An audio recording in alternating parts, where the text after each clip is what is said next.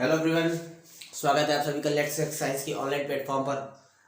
आज हम लोग सामान्य ज्ञान कुछ महत्वपूर्ण प्रश्नों के लेके आए हुए हैं जो आगामी सभी प्रतियोगी परीक्षाओं के लिए बहुत इंपॉर्टेंट है और साथ साथ लेखपाल के लिए बहुत ही ज़्यादा महत्वपूर्ण प्रश्न हो सकते हैं। तो फटाफट हम लोग वीडियो को स्टार्ट करते हैं। जैसा आप देख पा रहे हैं बोर्ड पर पहला क्वेश्चन लगा हुआ है, निम्न में से कौन सा शब्द रेशम कीट पालन को संदर्भित करता है। तो बेटा अगर रेशम कीट पालन की बात करें तो जो सेरीकल्चर है, सेरीकल्चर में हम लोग रेशम कीट पालन करते हैं। उसी के बाद अगर हम बात करें पिसीकल्चर, तो पिसीकल्चर में हम लोग मत्स्य पालन यानी मछली पालन की बात करते हैं, मत्स्य पालन की। और अगर उसी के बाद हम लोग डिस्कस करें जो आपको अगला ऑप्शन दिख रहा है एपीकल्चर, तो एपीकल्चर के लिए हम लोग मधुमक्खी पालन के लिए बात करते हैं, मधुमक्खी पालन के लिए बात करते हैं। तो इस क्वेश्चन का जो पहला ऑप्शन है यानी सेरीकल्चर, इस ऑप्शन का जो दूसरा ऑप्शन है, क्वेश्चन का जो दूसरा ऑप्शन है सेरीकल्चर, वो एकदम राइट होगा। उसके बाद नेक्स्ट क्वेश्चन आप देख पा रहे हो, नेक्स्ट क्वेश्चन कह रहा है कि आर्थिनोलॉजी का संबंध किससे है। आर्थिनोलॉजी का संबंध किससे है? तो बेटा आर्थिनोलॉजी का संबंध हड्डियों से होता है। आर्थिनोलॉजी का संबंध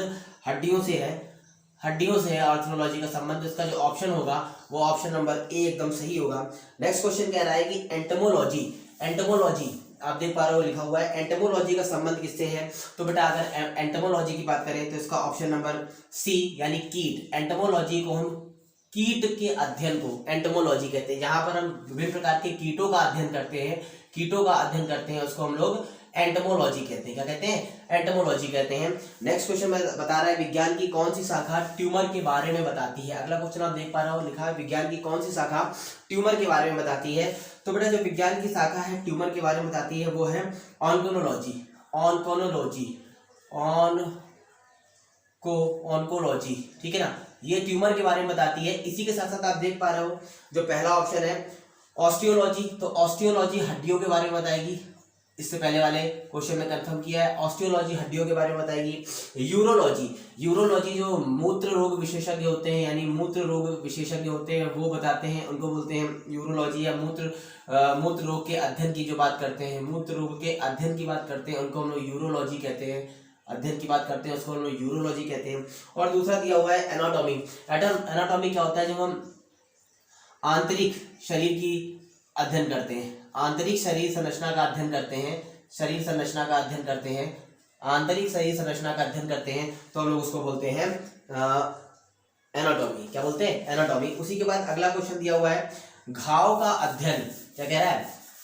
घाव का अध्ययन क्वेश्चन लगा हुआ है, घाव का अध्ययन क्या कहलाता है। तो बेटा जो घाव का अध्ययन है इसका ऑप्शन नंबर बी यानी ट्रोमेटोलॉजी, ट्रोमेटोलॉजी घाव का अध्ययन कहलाता है, ट्रोमेटोलॉजी। आपने देखा होगा ट्रॉमा सेंटर, ट्रॉमा सेंटर भी इसी से बने हुए हैं। नेक्स्ट क्वेश्चन बता रहा है आपका, नेक्स्ट क्वेश्चन जो लगा हुआ है बोर्ड पर वो कह रहा है कि पीडियाट्रिक्स किसका अध्ययन है। पीडियाट्रिक्स किसका अध्ययन है? तो बेटा पीडियाट्रिक्स जो है वो शिशु रोग का अध्ययन है, शिशु रोग का अध्ययन है, शिशु रोग का अध्ययन कहलाता है पीडियाट्रिक्स, है ना। इसका ऑप्शन नंबर जो आपका क्या है डी एकदम सही होगा। इसी के साथ साथ हम और बात कर लेते हैं, जैसे लिखा हुआ है अस्थि रोग, तो अस्थि रोग को हम लोग बोलते हैं ऑस्टियोलॉजी, और अस्थि रोग को बोलते हैं ऑस्टियोलॉजी।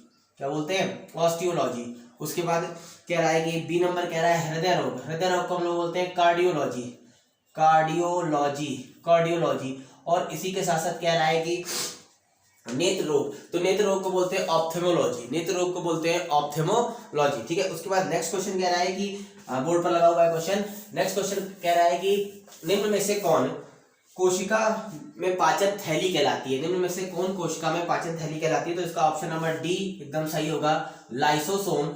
लाइसोसोम, लाइसोसोम को बेटा आत्महत्या की थैली भी कहते हैं, इसी को हम लोग बोलते हैं आत्महत्या की थैली, आत्महत्या की थैली, ठीक है ना, इसी को बोलते हैं। इसके अलावा और ऑप्शन हम लोग डिस्कस कर लेते हैं, जैसे लिखा हुआ है राइबोसोम, राइबोसोम को ऑप्शन नंबर सी जो राइबोसोम लिखा है, राइबोसोम को हम लोग बोलते हैं प्रोटीन फैक्ट्री।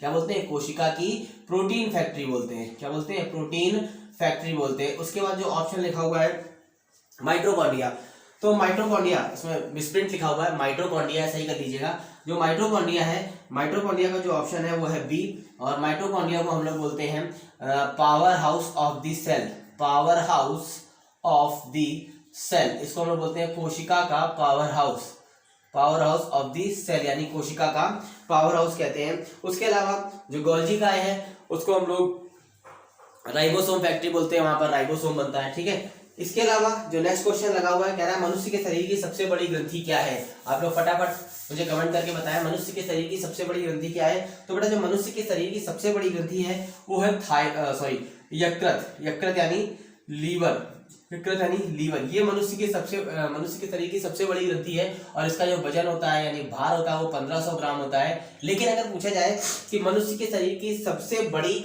अंतःस्रावी ग्रंथि कौन सी है, तो वो थायराइड ग्लैंड हो जाएगी।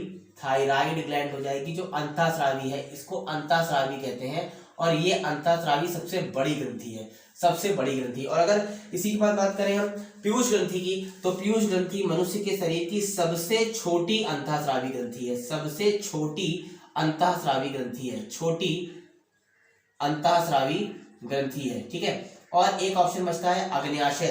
तो जो अग्न्याशय है बेटा वो मनुष्य के शरीर की दूसरी सबसे बड़ी ग्रंथि है। अग्न्याशय जो है मनुष्य के शरीर की दूसरी सबसे बड़ी ग्रंथि है। अगर बेटा सिर्फ ग्रंथि की बात करता है तो सबसे बड़ी ग्रंथि लीवर है यानी यकृत है, दूसरी सबसे बड़ी ग्रंथि अग्न्याशय है। लेकिन अगर पूछता है कि मनुष्य के शरीर की सबसे छोटी अंतःस्रावी ग्रंथि कौन सी है, तो पीयूष ग्रंथि होगी। और मनुष्य के शरीर की सबसे बड़ी अंतःस्रावी ग्रंथि कौन होगी, तो वो थायराइड ग्लैंड होगी।